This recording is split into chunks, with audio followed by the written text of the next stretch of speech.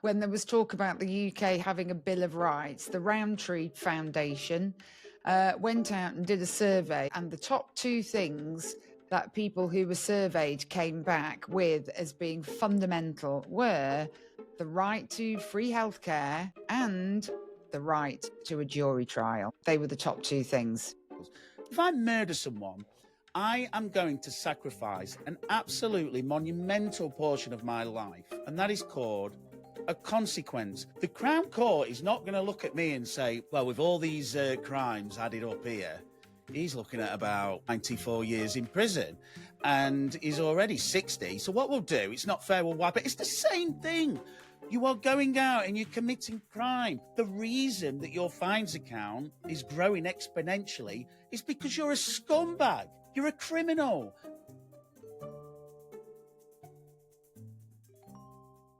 Hello, everybody. My name is Justine Thomas. And my name's Gareth Thomas. And this is the T word. Hello, Gareth Thomas. How are you? Don't mention steak. Hello, Justine Thomas. I'm starting to think if this was a mistake. Well, I've got no idea. What's a mistake? What about getting rid of trial by jury? Is that a mistake? That could be a mistake. Well, I'm just going to say a couple of things on this and then I'm going to get my pillow ready because the legal eagle is going to absolutely kick off. So you're going to be able to explain all this because you are the top authority on it. But yes, so David Lammy, you know everything about everything legal. You are Ironside. David I'm an Lammy enthusiast. I'm a legal enthusiast. Well, you're an ex-magistrate, if I'm allowed to say that. I am an ex-magistrate. You're an ex-magistrate. So yeah, David Lammy is going to get rid of jury trials, isn't it? So my understanding is that we're going to deny the most fundamental cornerstone of our justice system to save a few quid. Well, this whole thing is predicated on this report by Brian Levinson that came out in July this year. He was looking at what was going on in the criminal courts and he produced a 388-page report, which I have to admit, I haven't read all of, but I have this week started working my way through it again to read it all in its entirety. So he produced a report, and one of the things that he suggested in his report was that in order to ease the backlog of what is currently claimed to be 80,000 cases, that if we got rid of trial by jury, it might enable the courts to get through cases more quickly. What I have to say I'm not completely clear on is how not having a jury assists in the main with reducing the court backlog. Obviously, you've got the element of swearing in the jury. It cuts a backlog in terms of time taken, because if you can't opt for a jury trial, you'll then have to have your trial by another mode. So in a magistrate's court, or one thing they're talking about is for complex fraud cases, what was recommended by Levinson, that this would be a judge would lead that up and potentially two technical experts in the specific field would be judging it, which sounds a bit worrying because it's like having two doctors with two different opinions, quite frankly. But then juries have different opinions as well. So you've got the complex fraud trials, not so complex fraud trials, and then you've got people who are subject to either way offences who can elect to have a trial by jury. Now, some people, and Lammy's been talking about this a lot, is, he'll say, people are gaming the system. Well, yeah, people are gaming the system because what they want to do is get a jury trial because they think they're more likely to get off. Now, people have always done that, so there's nothing new there.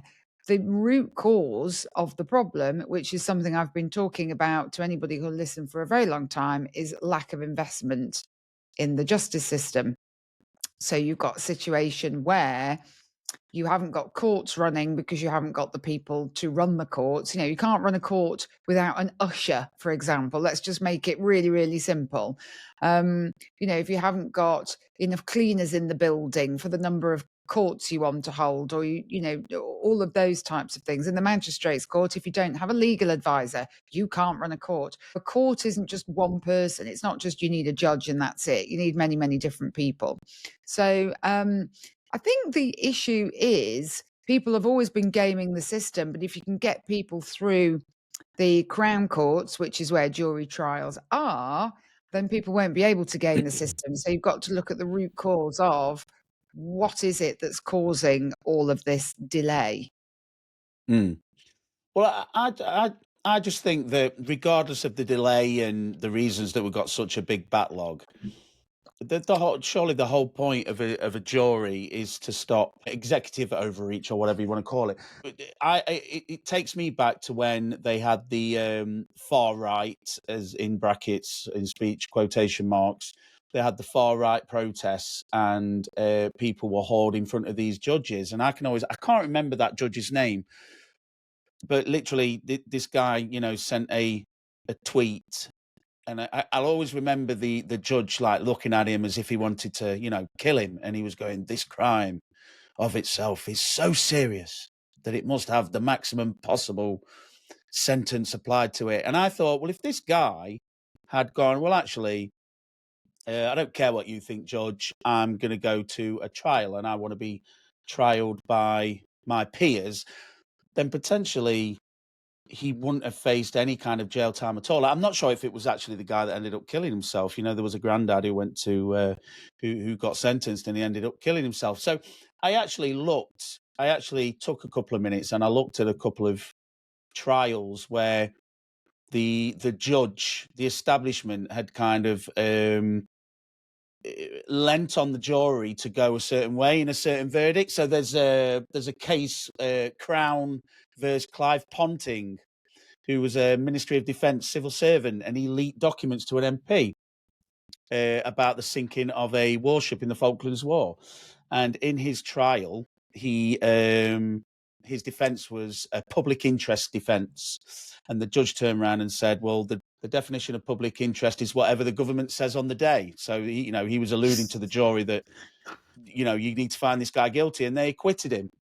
And there was another guy as well called Stephen Owen, whose son got killed by his 12-year-old son got killed by a lorry driver who was a consistent, dangerous driver without a license, and he went and shot the guy because he went back driving and he was flaunting his sentence. He went and shot the guy. He was charged with attempted murder, and he was actually acquitted by a jury who kind of took the moral, the compassionate, common sense view, and acquitted him of attempted murder. So I'm not saying whether any of them are right or wrong, but all I'm saying is the jury is there, I suppose, as kind of a buffer that doesn't allow the state itself just to pass judgment on people, I suppose. Yes, and I think you've highlighted a fundamental point there. So, I mean, judges are not part of the executive, they are the judiciary. So when you think, you've got the separation of powers, the legislature, the executive, and the judiciary, and they're, in broad terms, they're all supposed to be separate, these three arms of the state. And judges are not supposed to be influenced by the legislature, i.e. Parliament, or the executive. And ultimately, we would like to think judges aren't biased. But I think by diluting biases amongst 12 people, what we would hope is that in any case where somebody's guilt is being contested or innocence is being contested, although we're all, innocent until proven guilty in theory, another point I want to come back to, is that you would hope to dilute that bias amongst a group of people. And, people can have all these little bon mots and say, well, yes, juries, usually sort of come to the right outcome. Who knows? Because we don't actually know always who is innocent and who is guilty. And having sat on trials, I know, I've sat on many trials. It's very difficult sometimes to try and decide if the person is guilty or not. And you constantly have to keep coming back to, what does the law tell me? What did the person do? And what were they essentially thinking at the time? Because they're the elements of any offence. You've got your guilty act, your guilty mind, and you've got to have both. And if you can't prove both, then the person is not guilty. So you're always being reminded of technicalities about the law, which is to come back to what you were saying about your judge, in which case was that Ponting, that he or she had said, well, the public interest test is what the government says on the day, but the judge is duty bound to say that if that is the law. Now, you might see that as the judge trying to exert influence, whereas I would see that as, well, if that's what the law is, the judge's job is to advise on matters of the law. And if that is the law, and if that is the legal test, it's absolutely right and proper that the judge advises them of that test, because that's what they're making their decision on. You've got to have decisions made consistently on what the different elements of the law are. You can't just say, well, does he seem, do you think he did it? Is it right he did it? Was he getting his own back? But we would have kind of done the right thing. I'm sure there's always an element of that in any group of jury members making their decision, because that's just human nature.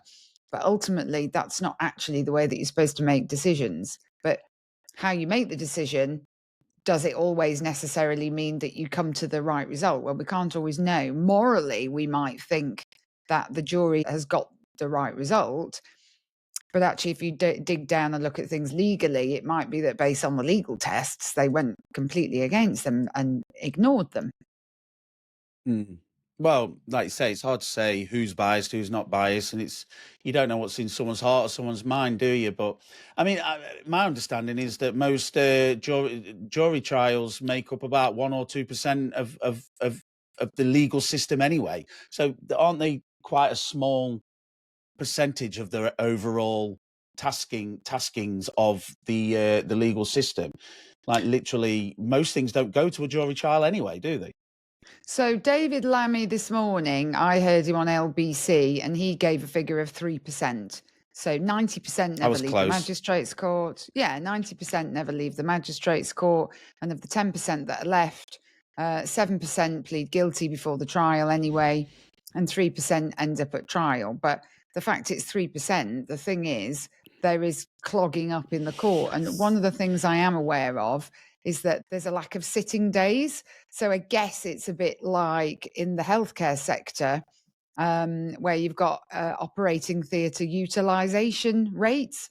So again, coming back to what I was saying, if you want to increase the court sitting days, you've got to make sure you've got plenty of judges available. Have we got enough judges? Have we got the clerk of the court? Have we got the ushers? Have we got all of these other people? And yes, they cost money. But when you think about what we just heard in the budget on Wednesday and the amount of money that is being spent on benefits, for example, we're just basically handed over billions of pounds in benefits in the next 4 years, 5 years, then actually fixing the justice system should be pretty much a drop in the ocean. Yeah, and another thing as well that I hear is it's quite a lazy system. So a lot of hearings don't happen before 10 a.m. I hear that a lot of courtrooms like to take their old long extended lunch breaks. There's a lot of early finishes. It's the system itself is quite inefficient. Obviously, they don't work on a Sunday. Saturdays, they don't. There's not a lot of hearings on a Saturday. So potentially the whole system itself is maybe it's not just a staffing issue, it's just an efficiency issue, like it is with a lot of things that are run in the public sector, just general inefficiencies across the board. So isn't scrapping jury trials just a way of taking away a tried and tested ancient way of sussing out basically someone's guilt or innocence, taking that away for the sake of just not getting the majority of people who work within that system just to pull the socks up and get on with it? Well, I think if you're talking about efficiency, so I've never operated in the Crown Court. I don't know what happens there. And the cases there are more complex. The trials will be longer because they are more serious offences. You can have a trial in the magistrates' court that's only scheduled for 2 hours. I mean, all the trials are scheduled based on the number of witnesses that there are and the evidence that they're going to be given, and certain things like, do we need special measures? Do we need a screen for somebody because the person who's giving evidence wants to remain anonymous, for example, or doesn't want to have to look at the alleged perpetrator of the offence? But in terms of efficiencies, in the Crown Court, if they are efficient, if what you are saying, people are having long lunches, finishing early, well, that's all at the behest of the judge. So if the judge is the only person sitting, I can't see that that's going to become suddenly any more efficient because but I have to say, in all the time I have sat as a magistrate, I have never had a 2-hour lunch ever. It's unheard of. That has simply never, ever happened to me. So I don't know where that's coming from. I never said 2 hours. I never said a 2-hour lunch. I imagine. I said extended lunch. I said extended lunch. That might just be 15 minutes. Well, I've never 20 minutes, 30 minutes. I've never had over an hour lunch, and all the legal advisors that I've ever worked with, they're the ones who are working through their lunch. And in terms of delays, there are lots and lots of delays in court, and there are proposals within the Levinson Report about pre-trial preparation hearings and how they can be more effective and giving longer timescales. Because what you often have is you'll have the prosecutor and the defence will come to court and they'll be talking about evidence, and somebody hasn't got some evidence, or something's missing, or something was supposed to be served now, it's not been served. So then you've got to adjourn the case again. But then it'll be, can we just hang on for 15 minutes? In all the courts that I've been in, truly, if somebody didn't appear or had gone out for lunch and didn't come back, you would just deal with them later. You wouldn't actually bring them back on another day. But in terms of starting at 10 o'clock, I've heard a few people mention this. And the reason that the court doesn't start to sit until 10 o'clock is because, think about it in a magistrate's court, again, can't speak for Crown courts, but think about it in a magistrate's court, you're saying that you're telling people to get to court for 9 o'clock. If you've got a duty solicitor and there are 6 people who are coming in who are all entitled to see a duty solicitor, but there's only one duty solicitor, tell me how on earth the duty solicitor is supposed to be ready to start court at 9 a.m. How are they supposed to do that? Well, you could say, do overtime the night before.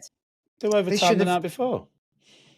Well, they don't get paid overtime, do they? They get paid really abysmal rates. They are very badly paid. They are not well paid. So I think, but all of these things all feed into each other, because I'm always astonished. I think, blimey, it's taking forever. I mean, sometimes it's taking till 11 o'clock for the court to get started. And there's sometimes you have to be pragmatic and you think, well, okay, well, we could adjourn that case. The person's not arrived, or they're known to have a drug problem or something and they've not turned up and the solicitor's there. And we say, right, okay, well, we'll leave that case for an hour and we'll see if they turn up, because you want to get them through the system. What do you mean by not well paid? What do you mean by not well paid, duty solicitors? That's really like got me there. What do you mean not well paid? Well, it's known for not being a well-paid job. I think the average starting salary for a CPS lawyer is about 40 grand a year, and I think on average it ends up being about 49,000.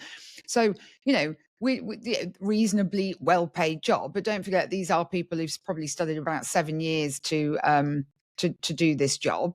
So yeah, it's not the best paid job. You've not got gazillions of applicants wanting to take on the role of being a CPS duty solicitor. I can imagine some days it's pretty soul destroying if you think of, you're not exactly dealing with the intelligentsia all the time of society, are you? Your clients are probably not people that you might want to hang around with all day. What would you do to increase the uptake of duty solicitors then? What would you do? So you've just highlighted a point. What I'm trying to do, I'm not role playing here, but what I'm saying is we've got really, really simple problems that we need to fix. Inefficiencies, the courtrooms are overstacked, there's a backlog. So you've just highlighted something there. Let's pretend we're politicians. So what would you do to double the amount of duty solicitors in the courtrooms in the next 5 years? What would you do? How would you do it? Pay them more money. Why would you pay them more money then? Why do we do that? Why don't we throw money into that? No, I'm not disagreeing with you. I'm just saying. Yeah, it's frustrating because it seems simple. I would pay them more money. I would offer overtime. I would encourage them to hold surgeries for people who were going to be coming into court and for them to work at different times. But they are supposed to. It depends. You've got people for whom the cases are ongoing and they're supposed to have engaged with the solicitor, the duty solicitor, outside of the courtroom, and then you'll get to court and they'll say, oh, I didn't hear from the solicitor, or I didn't know who my solicitor was. I am talking in the lower level courts here. So, one would hope this wouldn't be the case in a big fraud trial, but I'm talking about people who've come in who are facing custody. So Do we fine people? Do we fine people for not being prepared for when they come to court? Do we fine them? No. Right. So if I drive home tonight and one of my wheels goes into a bus lane at the wrong time, I'm going to get an 80 quid fine. So if I can be fined for putting one of my tyres into a bus lane while I'm driving home, or stopping in a box junction, if I can be fined £80 or £160 for that, why can't we fine people for wasting the court's time?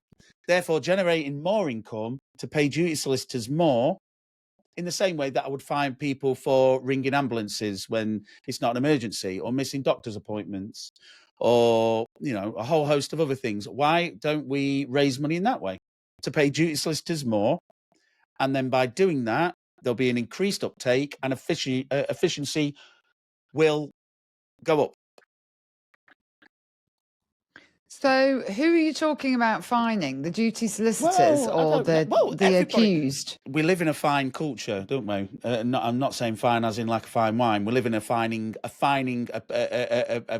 financially punishing culture where we just fine everyone. You drop a sweet wrapper. You should never litter, by the way. But you drop a sweet wrapper, they'll try and fine you 60 quid. So what I'm saying is, if there are inefficiencies due to people not being prepared for what would be an extremely serious occasion. Obviously, if you have to go to court, then there would have been numerous letters sent to you. You'll know why you're there. You've probably had a lot of guidance on what you should or shouldn't have done. On both parties, the duty solicitor and the person who's actually in court. If you're not prepared and you waste the courtroom's time, you should get a fine. I can only give you the benefit of my experience in magistrates' courts. I can tell you what I think about Crown Courts, it's quite extensive. Bringing all my different experiences to bear, I can pass an opinion on what I think should happen at the Crown Court system. So in terms of fining people in the magistrates' court for not being prepared, most of the people who are passing through the court system who are not prepared are likely to be on low incomes or to be on benefits. So you can fine those people. Now, imposition of a fine, you could implement a new law that means you could do a spot fine, basically, rather than making it a criminal offence, that you could have some fining type sanction that you introduce into legislation one way or another. So do you understand what happens when people commit offences over and over again and keep getting fined and they are on benefits? Do you have any knowledge of what that actually looks like? I can understand that, but we can't. No. Do you understand what that looks like? Because I might tell you something that might shock you in a moment. Well, go on then. I'm not gonna walk into your trap. You just tell me. So if you're on benefits, most courts will not impose any costs. So let's say you get nicked for shoplifting and you're employed. I get nicked for shoplifting and I'm not employed. Exactly the same offence. We both steal the same bottle of wine or bar of chocolate, whatever. And you'll get your fine, Band-Aid fine, based on your income. So let's say your income is £1,000 a week. Okay, so it will go on the relevant weekly income that you tell the court you have. So you've got £1,000 a week. So you'll have your Band-Aid fine, which will be a proportion of that. So that's 50% of your relevant weekly income. Okay, so you'll have filled out a form. So I'll sit there as a magistrate. You probably won't come to court for this offence, but I'll sit there as a magistrate and say, well, the CPS has usually asked for £85 costs for bringing the case to court. I know that your relevant weekly income is £1,000. I'm going to impose a band A fine. So I'm going to charge you £500. There's a victim surcharge, which is 40% of that. So that's another £200. That's £700. And then you are going to pay a court cost fee of £85. So it's going to cost you £785 to nick that bottle of wine. If you come before the court and you're on universal credit, and by the way, I cannot in any memory of any sitting ever recall anybody coming to court with any evidence of what they earn. People do not go to court with evidence of what they earn. It's still, to this day, it still shocks me. But the concept, as it was always explained to me, well, people are there and they're sort of, it's their evidence that what they're telling you, that's what they earn. That's their evidence, basically, of what they earn. Their say-so, if you like. So if you come to court and you say, well, I'm on universal credit, so the most weekly income that I can assume that you have is £120 a week. So court costs will say, well, we'll either let you off with those or we'll halve them. Okay, so let's say we let you off. So your fine is 60 quid and the victim surcharge on that, 4, 6 is 24, 84 quid. So we'll fine you 84 quid. We'll then have a look and see if you've got a fines account. Oh, you've got a fines account, it's at £2,000. Oh, you've got a fines account, it's at £7,000. You've got a fines account, it's at £9,000. What we then might be asked to do is do what's called a remittance. And a remittance is that we're being asked to look at your fines account and to consider What's a whether... fines account? A fines account is when you've committed loads of offences. You're not paying them all back. Oh, okay, You're just paying them back on tick. On the never. Okay? Okay. So you could be in court. Is that the legal term? On tick? On tick. On the never. So it's called a fines account. So you come back into court every week for a different offence. Every single week, you'll just keep building up a fines account. And eventually the bench will be asked to remit your fines account. Remit means they will wipe it all out, because it's got so high that there's no reasonable chance that you will ever pay it. So to help you out, we'll write it all off and you'll never pay a penny of it.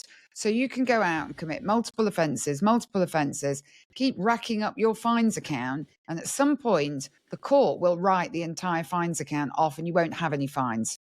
Well, I've got the solution then. We ban the court from writing off the fine. There, that's that problem sorted. It's a difficult question. Sorted. Well, it's not a difficult question. No, there's a saying.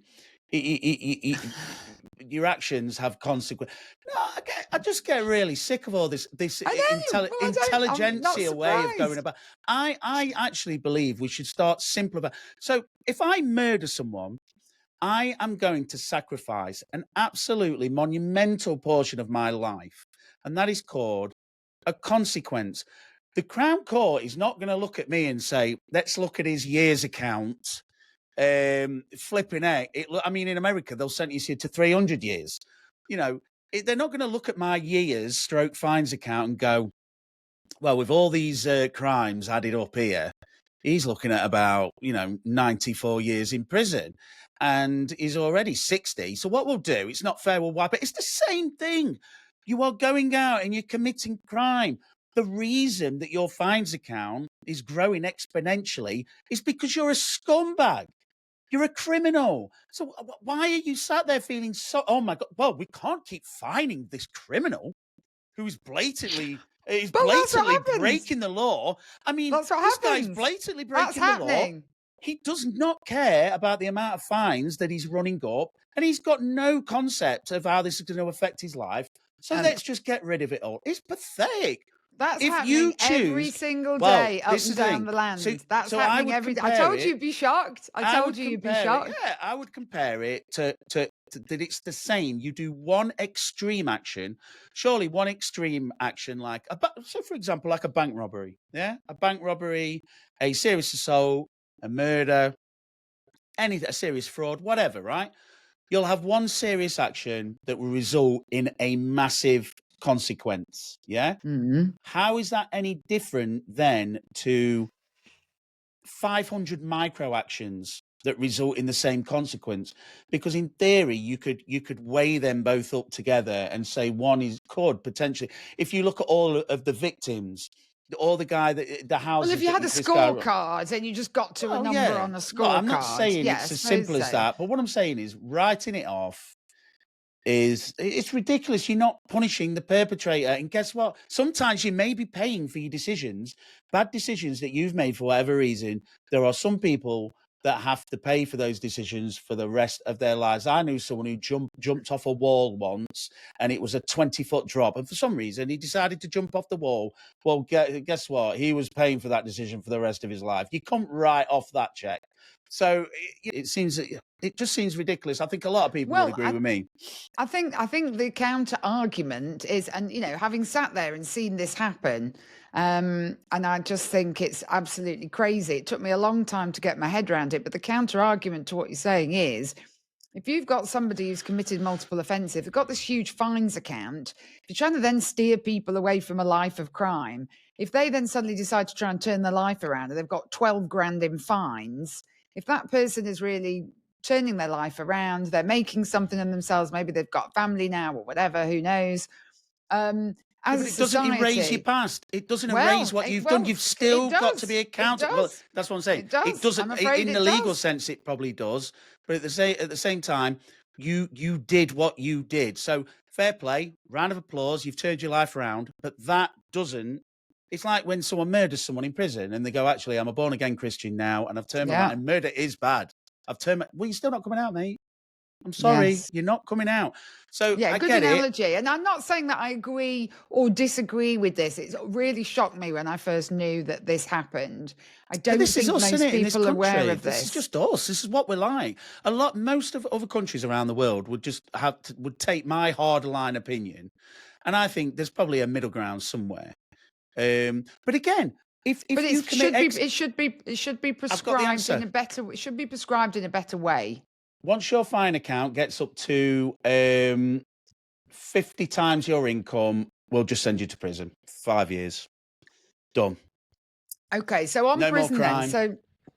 So another thing to do with sentencing then is that if you plead guilty at the earliest opportunity, so Holly Willoughby has been in the paper today, hasn't she, for driving without due care and attention.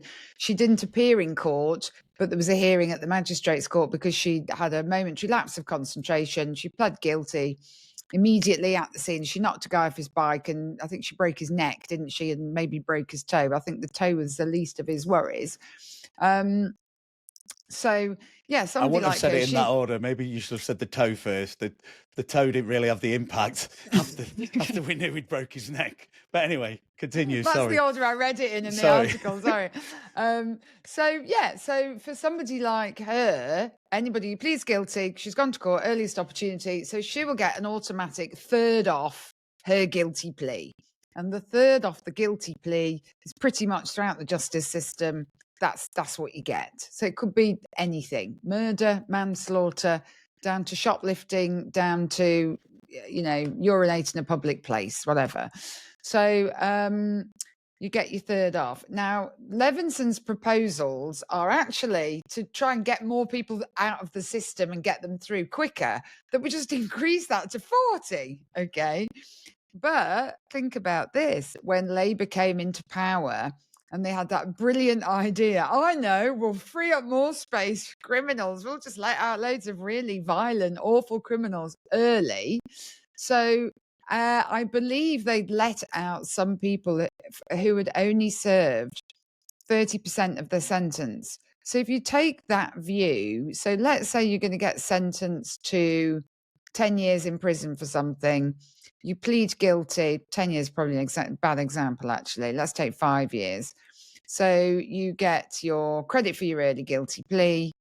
So your actual sentence, you'll have a third off. That's not the same as it being suspended for a certain amount of time or leaving prison early, but your actual sentence is officially a third off. So a third off 5 years would be 1.5. So you're sentenced to 3.5 years. That is your sentence. If you're sentenced to 3.5 years, so you start out at 5 years, you pled guilty at the earliest opportunity. So at the moment you get 30% off, but now they're going to give you 40% off. So you'll get 2 years off. So that's 3 years. But based on what Labour did before, if we have a crisis again, so what would let you out after 30% of your sentence? So you'll come out of prison after 1 year. So you've now got somebody who could have had a 5-year sentence who's now been released after 1 year. Tell me how that makes sense. How is anybody going to be happy with that? How can that be right when essentially it's the 20th, isn't it, of what you would have served? How do victims feel served by that? How does society, how does the community, how does society feel served by that? Because ultimately, if you've got something that you could have been sentenced for 5 years for, how on earth are you going to be rehabilitated in a year is beyond me if it's that serious. But moreover, in terms of punishing people, how is that any sort of punishment when it should have been 5 years? Well, yeah, the sentence should be the sentence. And I think most people, again, it's just, I hate oversimplifying things, but the sentence should be the sentence. If you get 5 years, you should serve 5 years. I understand good behaviour in that. Maybe they should just do it to the prison governor's discretion, or if someone genuinely has, turned their life around, or really shows remorse, or was an absolutely outstanding prisoner. But it's not special circumstances anymore, is it? It's just across the board. Just kind of keep your nose. They're going to let you out early, no matter what. You've got to do a lot of bad stuff to actually serve your full sentence, and they'll chuck you out and they'll put you on license, and it's like, okay, be a good boy, or you're going to go back to prison. But I don't have an issue per se. I don't have any issue at all with the concept of letting people out early for good behaviour, to coin the phrase. I don't think there should be any automatic right to come out early. 5% earlier. 5% earlier, maybe. Yeah, the sentence should be the sentence. And if you can demonstrate certain things like rehabilitative type, that you've been rehabilitated, good behaviour, all of that stuff. Yeah, absolutely fine. Allow people, give people something to aim for rather than people saying, well, I might as well just behave however I want when I'm here, because there's no real motivation for me to behave any differently, because people are often motivated to change by reward. And if the reward is you can get out sooner, well, then that's got to be a good thing, hasn't it? But I think, we were talking about this whole right to trial debacle, which is not from Magna Carta, by the way. So everybody keeps saying it's from Magna Carta. It is not from Magna Carta. And I'm going to do a special video all of my own on that, because that is one of the most common misconceptions. It really, really is not. But ultimately, you were talking about one of the most fundamental rights at the top of top of the hour. But, surely innocent until proven guilty is the cornerstone, actually, of the criminal justice system. That's the thing that's most important. And I struggle to understand how having trials where there is just one person who is sitting in judgment, I am personally deeply concerned that that does not protect the maxim properly of innocent until proven guilty, because judges, as you said before, are too open to their own biases, and actually they deal with this day in, day out, and then they're often like too close to it, if that makes sense, in terms of procedure, etc. And ultimately you've got people within a community who can often see things for what they are because they're in that community, if that makes sense. So, to summarise, we should keep jury trials.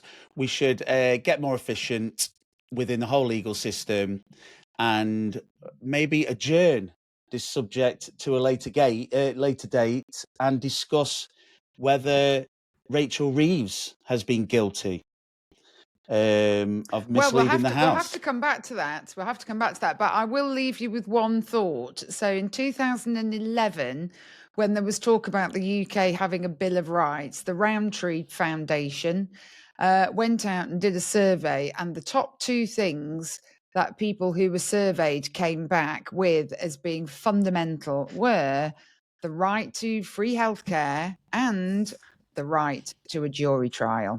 They were the top two things. Well, Justine just segued my segue. Love it. Now, back to guilt. Rachel Reeves, is she guilty of misleading the public? Go. Yes. ridiculous question. I thought we could have another episode for this. Can I summarise my understanding and then you put me? Absolutely. No. Yes is the short answer to the question. Yes. So she's misleading herself. She's misleading herself. I think she is. So from my understanding, it turns out now she's been kind of softening us all up for these major tax hikes.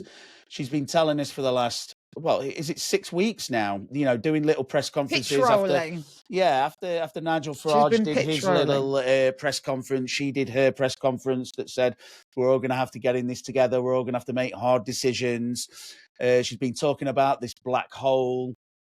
She's raised taxes by, I think, something like £26 billion, and it turns out that it's the OBR. We're telling her in September, well, it's not that bad, love. It's actually not that bad. Your black hole isn't as black as you thought it was, or as deep as you thought it was. So I think, from my understanding, what it looks like to me is she's used this budget to basically raise taxes in order to not only U-turn, but give even more welfare away to calm down her backbenchers and basically protect her and the Prime Minister's job. I can't see it any other way, if I'm honest, because I just don't know any other way of describing it. Yeah, I think you've nailed it. I think it's exactly that. I mean, she was opposed to the two-child benefit cap in the same way that David Lammy was a vehement supporter of jury trials a few years ago. I've been on X saving all the screenshots. But yeah, you know, she opposed the two-child benefit cap. And, you know, she's a sort of, compared to the rest of the people in her party, or many in her party, she's quite right-wing. So I think it was not of her doing to get rid of the two-child benefit cap, which, just in case anybody's still listening, it is not child benefit. That is something different. So the two-child benefit cap is a cap for universal credit claimants on the number of children that can be included in their claim.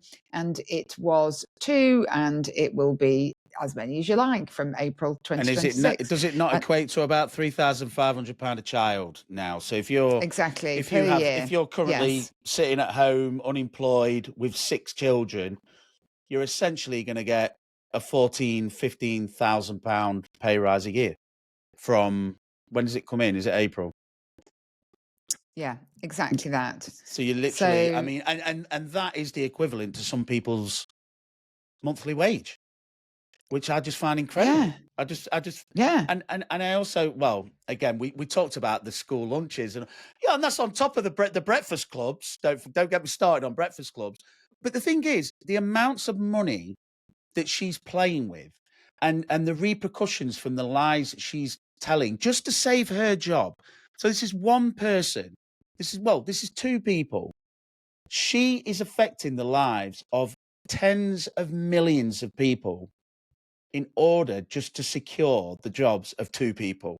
I mean, if you put that in perspective, if you look at how much £26 billion is, she's literally manipulating the levers of power to suit her own. Well, that's what it appears to be to me, because I think that the OBR was saying that her wiggle room was about 4 billion. If anything, she needed to raise 4 billion. But what she did is that she put up taxes in order to give away more money. If she hadn't have changed the current standing, as in she'd kept the two-child benefit cap.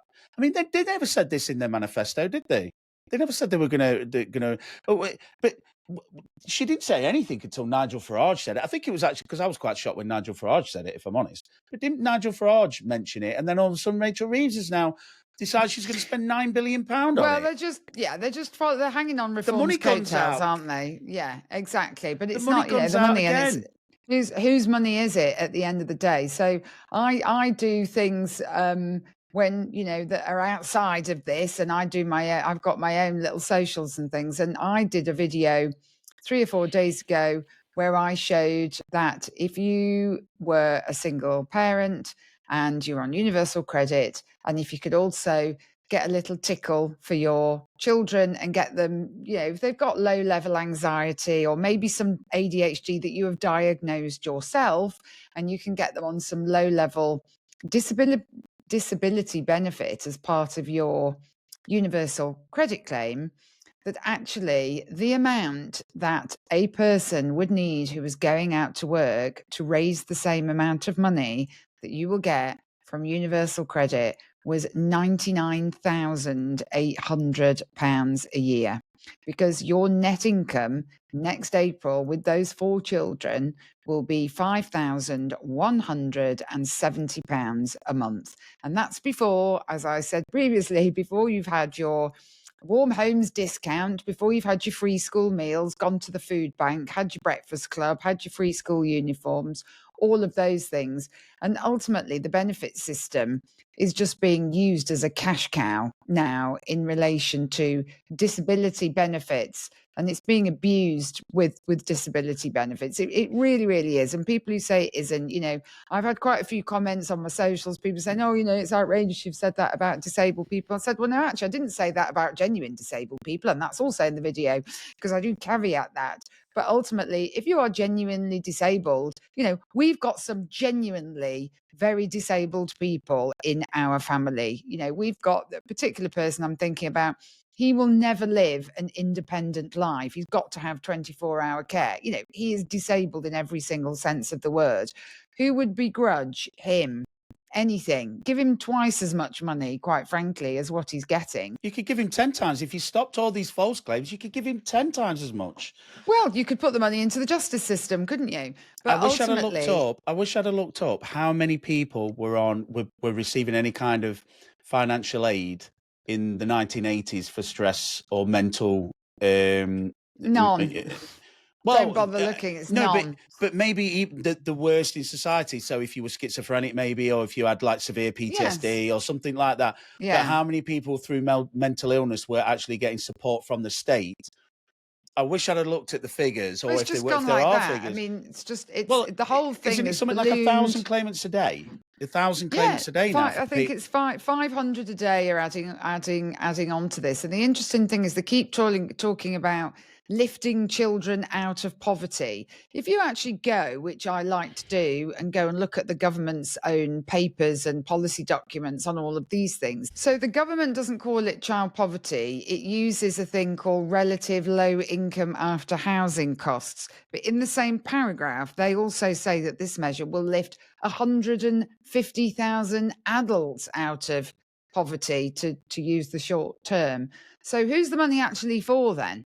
So is it for the adults? And how do they ensure? I've never had children, but how do they ensure that money goes to the children? So I'd feel better giving. No, well, that's what I'm saying. I'd feel better if I knew that a lot of that money was going towards their food or their like you say, their school uniforms, in the form of vouchers or something like that. But how do you know that someone who's now got a pay rise of 14.5 grand a year, the first thing that they're going to do tomorrow is book a holiday to Benidorm or something with the money that they've got? They probably do. How do you know that money's going to go on the child?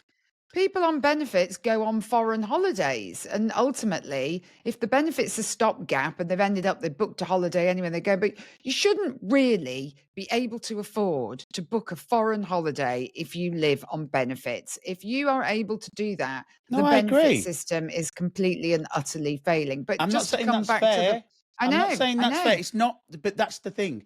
It's not fair that you can't do it. But at the end of the day, that's reality, and that's part of the thing. None of us seem to live in reality anymore. It's a case we're all just living this lie, but the lie's going to catch up. The lie's going to catch up with her, and it's going to catch up with this country when it goes, when it runs out of money. Well, yes, and your original question to me was: Is Rachel Reeves misleading us? Has she misled people? Yeah, absolutely. She's misled people. For her own gains, which makes it even worse. She can try and dance around it, but she didn't know that paperwork from the OBR was going to be released by Richard Hughes on Friday. She didn't know. She thought she had this little private space that she could have her conversations with him.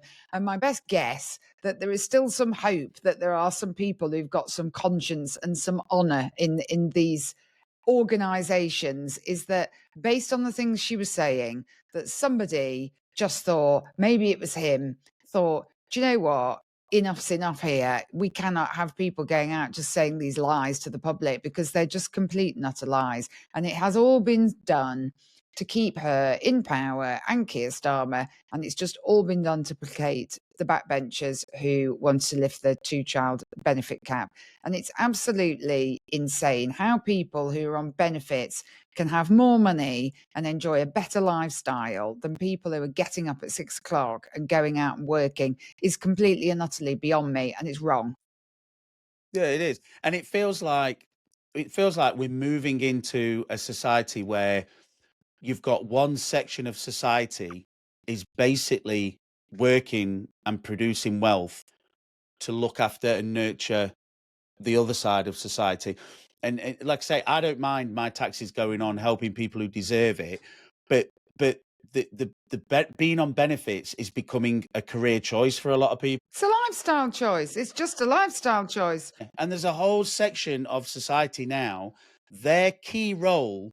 I mean, I want my taxes to go to things that are going to benefit the country, make this country better, investing in our military, in the NHS, in schools, education, the police, making this country a better place to live. But it seems more and more and more now that our hard-earned tax money is basically going in a pot to then just be distributed to a lot of people that just don't want to work and are also being engineered not to be able to work. This generation of anxiety and Yeah, these. don't worry about your anxiety. That's fine. Yeah, exactly. Yeah. Don't worry. Don't worry. You stay at home. We'll pay you. You'll be fine. Not making our children. I mean, you've got a whole generation of children that are just being taught on how not to be resilient at all. We're just teaching a whole generation of children how not to be resilient. But then once they get taught that they don't have to be resilient in any way, we'll just look after you. The state will look after you. And these guys over there that work hard and get up at 6 a.m. every morning, they'll just pay for you. And that's kind of where we're moving, isn't it? These people just think it's normal. And ultimately, you're right. We've just got this ballooning welfare state. We've got a ballooning public sector. It's just never, ever ending. I mean, I'll leave you with a thought about the public sector. So the doctors are there. I mean, the brass neck, did they have a 29% pay rise or something similar? Yes. And I did hear Wes Streeting this morning going, I'm flipping out, to be fair, in terms of telling them not to go on strike. I thought it was quite engaging, should we say. But ultimately, take the NHS. So you've got doctors now, they've had nearly a 30% pay rise. They're going out striking for more money again. Apparently, they're all going to Australia. Well, do you know what? I go to Australia then, quite frankly, because we'll have to get other doctors to come over here then, won't we? But ultimately, the issue with whatever the doctors are going to, by the time a doctor retires, my understanding is that their pension will be about £125,000 a year. So, it's all right me flippantly saying, go to Australia then, because they're not going to go to Australia, are they? They've got great pensions. Once and they get I don't a certain think you can number, transfer it abroad. No. The point I wanted to make though, once you're a certain couple of years in, you're earning really pretty good money. You will always earn good money. Your income will go up and up. And tell me why, since 2019, the productivity of the NHS has reduced by 18%. I could have got that back to front. It could be 19% since 2018, but it's 18 and 19. So what that actually means is now it's costing us £30 billion a year more for our NHS in real terms because the productivity has dropped. We're throwing more money at this stuff all the time, but it's not more productive because the only section of society that actually produces anything and produces any money is the private sector. And even when you're taxing people who work in the public sector, all you're doing is just washing round private sector money again. That's all. You're just giving it to somebody just to take it back. Well, I think they're striking between the 17th and the 22nd, aren't they? But again, I looked at some. You're not the only person who likes to look at government papers and stuff, Justine. I can look at things too. So I looked at the the population of the country since the year 2000. So, hear me out here. So, the population of England since 2000 has grown by 19%, and frontline clinical staffing in the NHS has grown by 54%. So, in the year Wow. 2000, in the year 2000, there was one frontline member of staff for every 107 people in the UK. There's now one frontline for every 83 people in the UK. So there are more frontline employees of the NHS per person in the UK than there has been for the last 25, 30, 40 years. So what are they all doing? No, well, this is the thing. This is the thing. Yeah. So again, if they don't feel they're getting paid enough, well, the key is in the name, budget. So I'm pretty sure that the NHS controls its own budget. Yeah, pay your doctors more, and just like the discussion we had about the jury trials, stop being so inefficient. You've got more staff than you've ever had. You've got more staff than you've ever had, but you're the most inefficient. And I think the way that Labour are saying waiting lists are coming down, but I don't believe that they are. So we're the most inefficient that we've ever been. We've got the most staff that we've ever had. There is something. It's costing us the most it's ever cost us. And there's a common theme that's ran through this whole podcast, actually. In each one of these topics that we've discussed tonight, the root cause you could point to is just the flagrant, just ridiculous waste of public funds, and obviously how these budgets are set, how these funds are spent. I'm pretty sure there's enough money in the NHS coffers to pay the doctors a little bit more, even though their pensions are gold plated as well. I think if you look at the difference between an Australian pension and a British pension from the NHS, the British pension, it gives you a lot more value. And I think when you tot it all together, I think Australia is a little bit, they've got a private sector, haven't they? But when you look at it round and about, they all earn a good stack, but just in different times of their lives and in different ways. But again, if you wanted to pay the doctors more money, the frontline staff, pay them. Get rid of all these DEI guys, which I think there are about, how many DEI people are there in the NHS? About 2,000. And I don't know. I mean, it's just about ridiculous. £100,000. Yeah, get rid of the waste. In every scenario tonight, the budget, you're just wasting money, Rachel. The court system, just make it more efficient and stop wasting money. And with the doctor strike, you've got more money than you've ever had. You've got more money than you've ever had. Please just spend it wisely. I'm not sure it's that difficult. Well, what a fabulous way to end the show on, Gaz. It's been an absolute pleasure. I've just got one question to ask you before we go. Apparently, Donald Trump thinks there will be a general election in the UK in 2027 and that Nigel Farage will be the next Prime Minister of the UK. Do you agree? Yes or no? Yes. Well, we've got some more episodes to come before then, so hopefully, let's see how it goes. We'll report back. Okay, well, look, thanks very much, everybody, for listening. We hope you enjoyed the show. If you did enjoy it, please give us a little like, drop us a comment. Do you agree with the things we've said? Do you disagree?